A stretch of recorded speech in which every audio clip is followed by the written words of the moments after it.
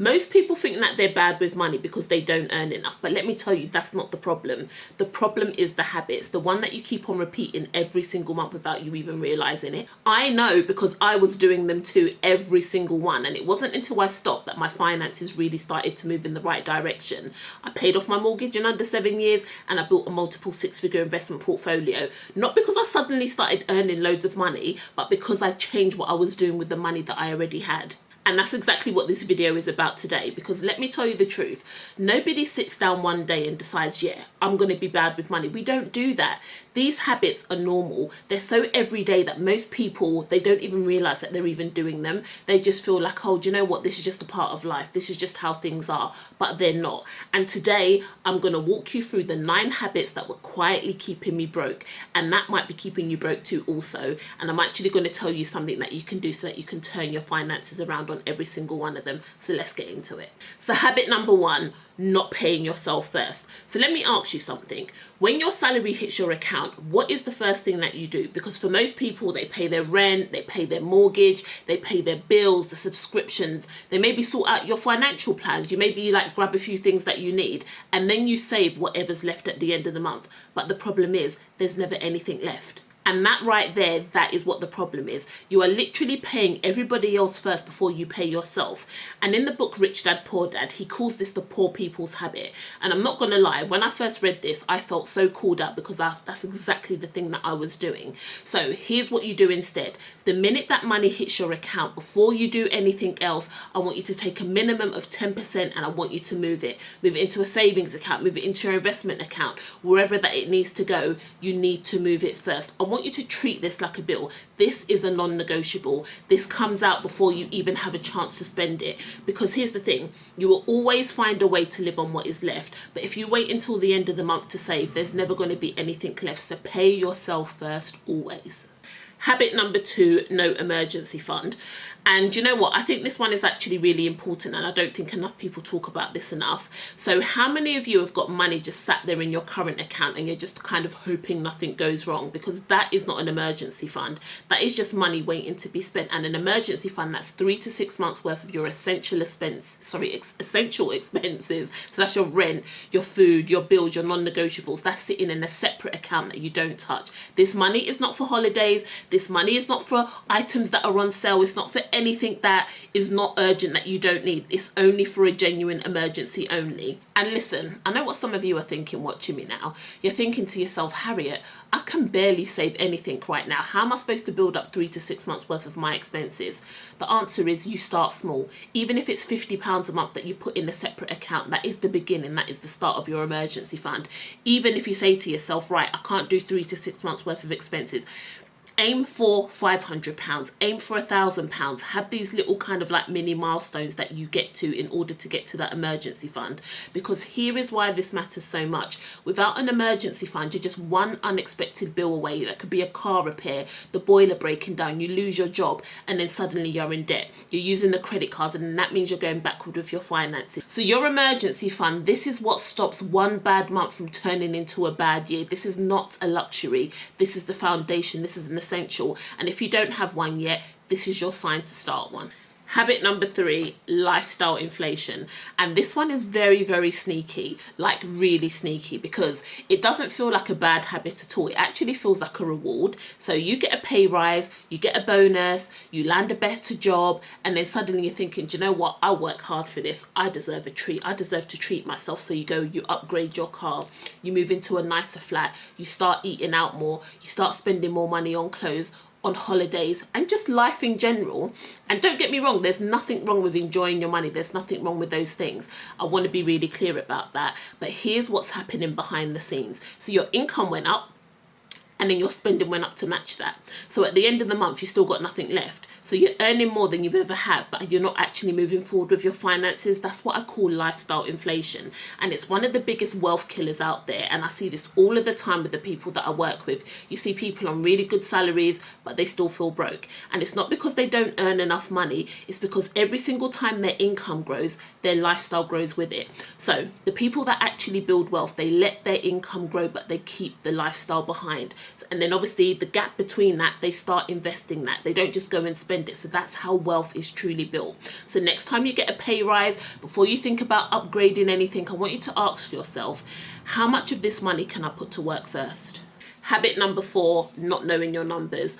And let me be really honest with you for a second, because most people have no idea what is going on with their money, like literally no clue, no idea whatsoever. So they roughly know what they earn, they know what their rent is, but beyond that, it's just a bit of a blur. And I get it. You look at your finances and sometimes it can feel a bit scary, let's be honest. But if you don't look at it, you don't really know what's happening behind the scenes. And that's exactly the problem, because you cannot fix what you don't see. And I remember the first time that I actually sat down and I wrote out every single thing that I spent money on. And I'm not gonna lie, I was shocked. I was like, whoa, I spent a lot more money than what I thought I did. There were subscriptions that I had that I completely forgotten about. They were like daily little spends, you know, down to like Tesco extras or Sainsbury's. And like, I was just like, wow. And all of those things, they really do add up.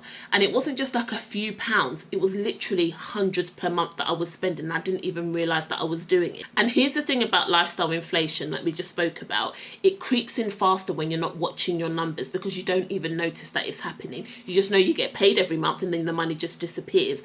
Wealthy people, and I mean genuinely wealthy people, they know their numbers. They know exactly what is coming in. They know exactly what is coming out. They know their numbers. They treat their personal finances like it is a business. So here's what I want you to do. I want you to sit down this week, not next week, this week. I want you to write it all out, your income, your fixed expenses, your variable spending, everything. No judgment, just clarity, because once you see it, you can actually start to change it. So habit number 5, paying too much tax. And this one might ruffle a few feathers, but stay with me because this one is important. So tax is going to be one of the biggest expenses of your entire life, like bigger than your mortgage, bigger than anything else that you spend money on. And yet most people, they just accept it. They see it like, oh yeah, it just comes out of my paycheck every single month. And then you just think, yeah, that's it. I'm paying my tax every single month. But here's what wealthy people know that most people don't. It's not about how much you earn. It's about how much you keep. And there are some completely legal ways to reduce how much tax that you pay, and most people are not even using them. So in the UK, we have some incredible tax efficient wrappers that are available to us. So your ISA allowance individual savings account, that is £20,000 a year, and that you can invest completely tax free. Your pension contributions come out before tax, which means that the government is basically topping up your money every single month. Your capital gains tax allowance, your dividend allowance, these things exist for a reason and they're there for you to use, so use them. I used to think that tax efficient investing was something like only rich people did or like big corporations, but it is not. It's available to us every single day people. We don't get taught about it. So if you're investing outside of an ISA or you're not maximizing your pension contributions, you could be giving away money that you don't need to give away. Use what's available to you. Keep more of what you earn, because believe me, you work hard for your money. Habit number 6, only saving and never investing. And this is one is really close to my heart because I see this so much. I see it all of the time. And especially with women also. Men, they seem to kind of like get more on board with the investing stuff. But us ladies, we kind of can be a bit slower to the game. So we're really good at saving money, like really good at saving money. We'll squirrel money away. We're very disciplined. We're very careful. And that is really good. That's amazing. But there is a ceiling to just saving money alone. There's going to be a cap that you can reach, because let me tell you, saving money alone, that is not going to get you wealthy. Because here's what nobody tells you. So whilst money is sitting in your savings account, inflation is quietly eating away at that every single year. So that's every single year that your money sits there, you're actually losing value in real terms. So let me put this really simply. So if inflation is running at 3% and your savings account is at 2%, you are going backwards. Even though it looks like your balance is going up, it's not, because what you're able to buy, you're able to buy less things with that same amount of money. I'll be honest, I spent years just saving my money. I was thinking that I was doing the right thing, and to a certain extent, yes, I was. But it wasn't until I started investing my money that it really started working for me. That's when the multiple 6-figure investment portfolio that I built really started to come to reality. And that was not from just saving my money alone. That was from putting my money somewhere, investing it where my money could grow. And I'm not saying to stop saving. There's a reason for saving. Have your emergency fund that we spoke about earlier in habit 2. You need to have a savings account. It needs to be accessible and you need to keep your money safe. But anything beyond that, anything beyond like you're saving for things like, for example, for a car or any other kind of things, any money outside of like your savings account, it needs to be out there working for you. Savings, it keeps your money safe, but investing, that's what's going to really build wealth, and you need both of them, and most people are only really good at doing one. Habit number 7, waiting to invest. And this one follows on perfectly from what we just spoke about, because I know what happens after people hear habit number 6. They think, yes, you're right, I need to start investing, Harriet, and then they don't, because that's when the excuses start to come in. I don't have enough money yet. I'll start when I've saved some more. I need to learn more first. Now's not a good time because of everything going on with the economy. I'll wait until things settle down. Does that sound familiar? Because here's the truth, there's always going to be a reason to wait. The market is always going to be having something going on. You'll never feel like you know enough. There's always going to be excuse after excuse, but time in the market beats trying to time the market every single time. And this is where compound interest really comes in. And if you don't know about compound interest yet, let me blow your mind for a second. So compound interest means that money earns returns, and then those returns, they earn returns, and then those returns earn returns. Like, do you get it? It's like a snowball effect, and the longer it runs, the bigger it basically gets. But here's the catch. It needs time, and every single year that you wait, that's a year that you can never get back. And I wish somebody had told me this when I was in my early 20s. I wish that I had started earlier, because the money that I invested early on would have done more work for me than me obviously investing more money later on in life. But do you know what? You can't change the past, but you can change what you do from here on out. The main thing is that you need to start. You absolutely have to start, even if it's £50 a month, £100 a month.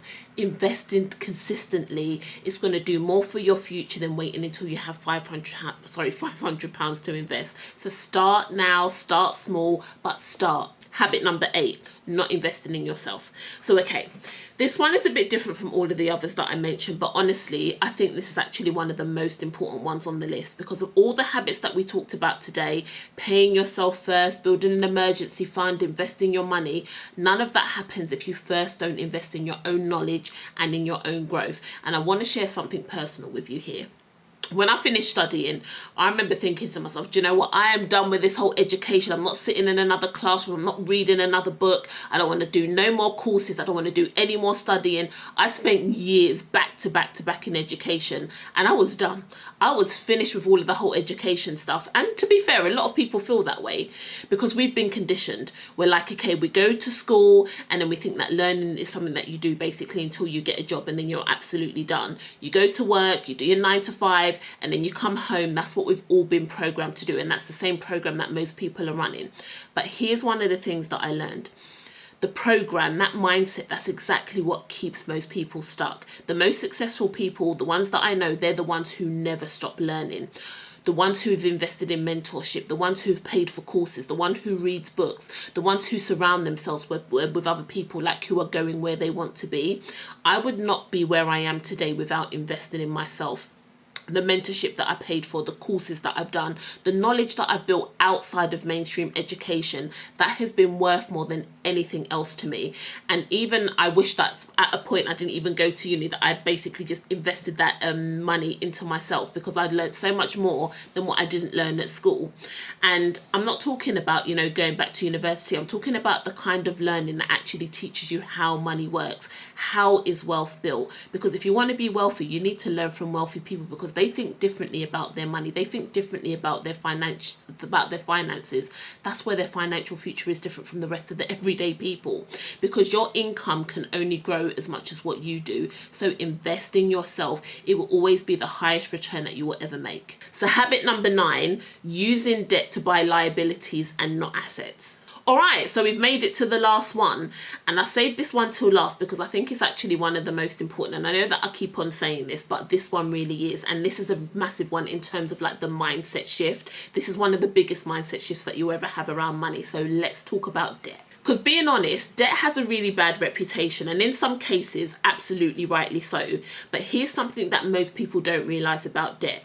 Debt is not inherently good or bad. It's just a tool. And just like any tool, it depends entirely on how you use it. And here's what I mean by that. So poor people, And I say that with love because I absolutely used to be one of those poor people. Poor people use debt to buy things that go down in value. So that could be like a brand new car on finance, clothes on credit cards, holidays, takeaways, the latest iPhone, things that make you feel good in the moment but are worthless the second that you basically buy them. And they're just like gone completely. For example, you go on holiday, yeah, you have fun, but like it's done after that. This is using debt to buy liabilities, and it's one of the fastest ways to stay broke. Rich people, on the other hand, they use debt in a completely different way. They use debt to buy assets, and an asset is something that goes up in value to generate income. So that could be property, business, investments. They use other people's money to make more money. Now, I'm not going out there saying go take on loads of debt tomorrow. That is not what I'm saying. This is not what it's about. What I'm saying is, before you put anything on a credit card, before you take out any single kind of finance, I want you to ask yourself one question.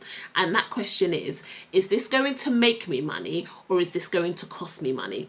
If it's going to cost you money and you can't afford to pay for that thing outright, then you probably shouldn't be buying it with debt. Because consumer debt, that is one of the biggest traps that keeps everyday people broke. And the companies offering you the credit, the companies offering you the debt, they are not doing it to help you. They're doing it because it makes them money. Use debt wisely or don't use it at all. So there you have it, the 9 money habits that were quietly keeping me broke, and they might be keeping you broke too. So number 1, not paying yourself first. Number 2, no emergency fund. Number 3, lifestyle inflation. Number 4, not knowing your numbers. Number 5, paying too much tax. Number 6, only saving, never investing. Number 7, waiting to invest. Number 8, not investing in yourself. And number 9, using debt to buy liabilities and not assets. Now hear me when I say this. I don't want you to watch this video and feel overwhelmed, because this is not the point of that.